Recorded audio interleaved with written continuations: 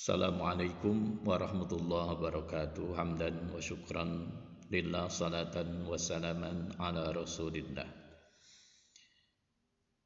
Baik, saudara-saudara sekalian, alhamdulillah kita bertemu kembali di dalam kajian bahasa Arab khusus untuk kelas 10 ilmu keagamaan di Madrasah Aliyah.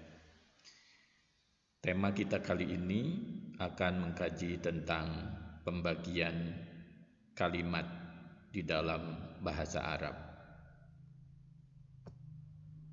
Diharapkan setelah kita mempelajari ini, kita dapat mengetahui pembagian kata di dalam bahasa Arab, yaitu isim, fi'il, dan haraf.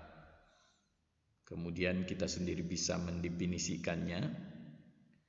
Selain itu, kita juga diharapkan dapat mengidentifikasi kata-kata, mengelompokkannya ke dalam isim, fi'il, dan haraf.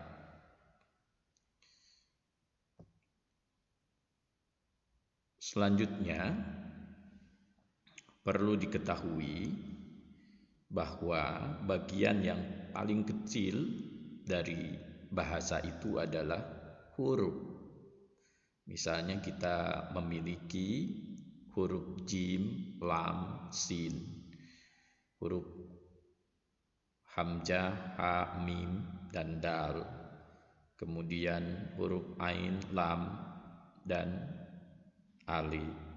Lalu huruf alif, lam, kaf, ro, sin, dan iya.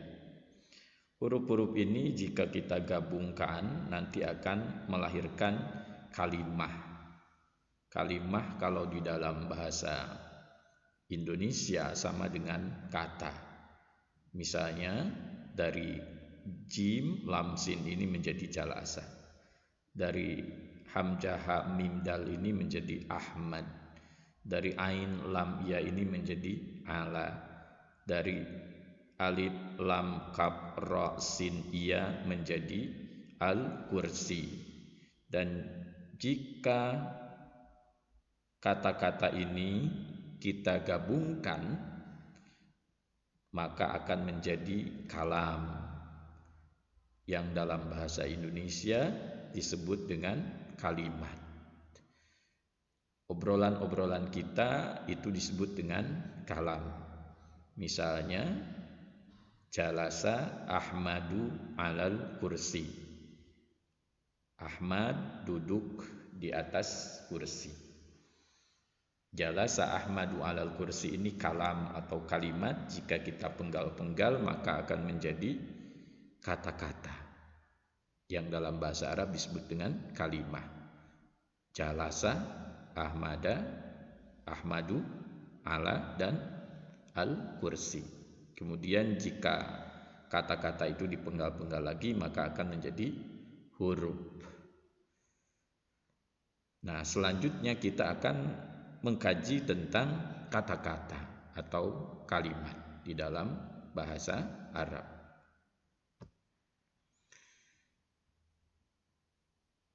Kata atau kalimat di dalam bahasa Arab itu terbagi 3, isim, fi'il, dan haraf. Isim identik dengan kata benda, fi'il identik dengan kata kerja, dan haraf identik dengan kata depan. Contoh untuk isim atau kata benda misalnya kitabun, buku, madrasatun, sekolah, Jakarta, kota Jakarta, qarib, yang dekat.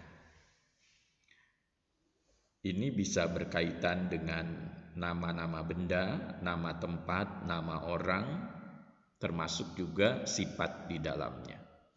Kemudian untuk fi'il atau kata kerja, contoh seperti kata kataba, yaktubu, uktub. Kataba artinya menulis, telah menulis, yaktubu akan atau sedang menulis, dan uktub artinya tulislah.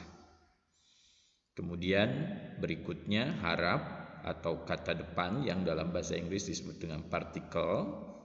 Contoh misalnya min yang artinya dari, ila artinya ke, an tentang atau dari, ala di atas, pi di dalam, bi dengan atau demi, kemudian juga ada makna-makna lainnya.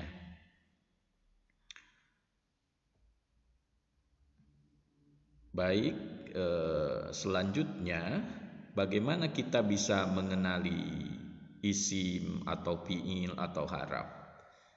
Nah, isim bisa diketahui melalui tanda-tandanya. Di antara tanda isim itu adalah tanwin.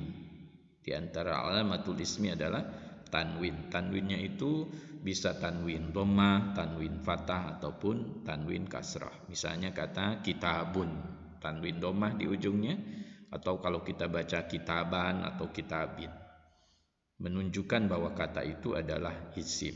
Kitabun artinya buku. Atau setiap kata yang pakai alif lam, misalnya seperti kata at-talibu, al-masjidu, ar-rahman, ar-rahim, alhamdu, itu termasuk isim, tandanya ada alif lamnya. Atau kata-kata yang kasroh atau jar, ya. Misalnya kata ba'idin, ba'idun, seperti di dalam ungkapan bismillah misalnya, ismi Allahi ar-rahmani ar-rahimi, ujungnya semua dibaca kasrah, berarti kata-kata itu termasuk isim. Dan tanda isim berikutnya adalah haraf jar, misalnya pil fasli, kata faslu ini adalah isim, tandanya ada huruf jar yaitu pi. Bahkan di dalam kata pil fasli ada alif lamnya juga.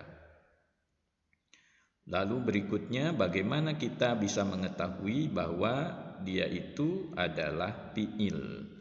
Untuk fi'il dia memiliki tanda. Min alamatil fi'li, di antara tanda fi'il itu pertama qad. Misalnya qad aflaha. Maka aflaha ini adalah fi'il madi dimasuki dengan qad, artinya sungguh telah bahagia. Kemudian ada tak tanis, misalnya koma, jadi komat. Komat ini adalah fi'il madi, artinya dia berdiri, tandanya ada tak tanis. Atau ada saupa, misalnya saupa ta'lamun, akan mengetahui kamu semua. Atau tandanya juga bisa sin, misalnya sayaqulu, seperti di Al-Quran ada sayaqulu subaha. Nah, sin yang ada di awal kata yaqulu itu menjadi tanda bahwa kata yaqulu adalah fi'il. Dengan demikian maka kita bisa mendefinisikan bahwa yang disebut dengan isim atau kata benda adalah kullu kalimatin tadullu ala datin au sifatin. Setiap kata yang menunjukkan benda atau sifat. Kemudian untuk fi'il, al-fi'lu huwa kullu kalimatin tadullu ala hadasin fi zamanin khasin. Setiap kata yang menunjukkan peristiwa pada waktu tertentu, bisa telah, bisa sedang atau akan. Kemudian yang ketiga, al-harfu huwa ma la yadharu makna illa ma'a ghairihi. Jadi setiap sesuatu, dalam hal ini maksudnya kata, yang tidak jelas maknanya kecuali jika ia bersamaan dengan yang lainnya. Seperti ba misalnya, itu apakah maknanya dengan atau demi atau di, tergantung kepada konteks kalimat yang ada di dalamnya. Mudah-mudahan bisa dipahami, dan selanjutnya kita akan mencoba untuk berlatih. Silahkan tentukan kalimat isim, fi'il, dan haraf untuk kata-kata yang ada di dalam teks berikut ini. Misalnya amun jadidun. Amun adalah isim, tandanya tanwin. Jadidun juga adalah isim, tandanya tanwin. qad ini termasuk harap. Kharaja adalah fiil, tandanya bahwa dia fiil, ada qad sebelumnya. Karimun nama orang ini termasuk isim. Fi as-sabahi, fi huruf jar, as-sabahi adalah isim, tandanya isim dia menggunakan alif lam sebelumnya. Silahkan untuk kata-kata lainnya dilanjutkan, diteliti oleh kalian masing-masing. Demikian pelajaran kali ini, mudah-mudahan ada manfaatnya, dan insya Allah kita ketemu pada sesi berikutnya. Terima kasih. Assalamualaikum warahmatullahi wabarakatuh.